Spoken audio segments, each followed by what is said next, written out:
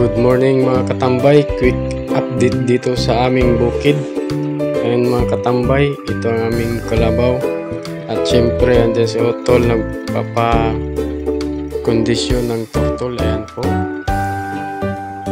Ito po yung mga taniman namin dito sa bukid. May mga tanim na po yan na melon. Ayan po, malawak po yan.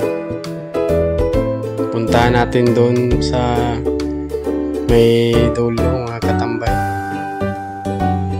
Ito po, may mga melon na po yan, maliliit pa lang. Malinis na po para taniman ng mga gulay. Ito po sa aming bukid, maaliwalas. Tingnan natin dito mga katambay. Ito po ang taniman namin dito po, mga melon at ibang mga gulay. Ayan po, maganda po dito sa bukid Manirahan mga katambay.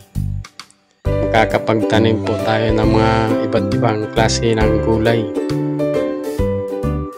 Ayan ang aming bahay.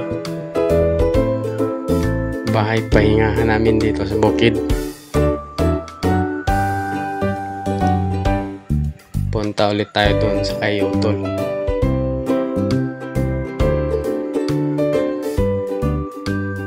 Pinaka-kondisyon na yung turtle bago namin i-disassemble. Ayan po ang aming turtle at ang aming kalabaw kasangga sa bukid. Ayan po ang aming farm sa bukid.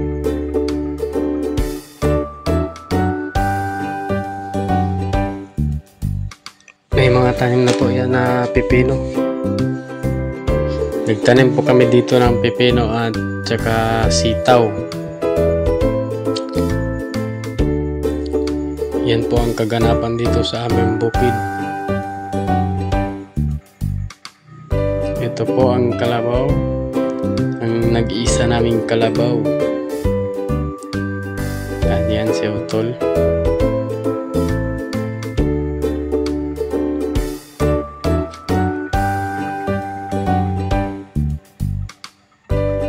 Hanggang dito na lang. Maraming salamat.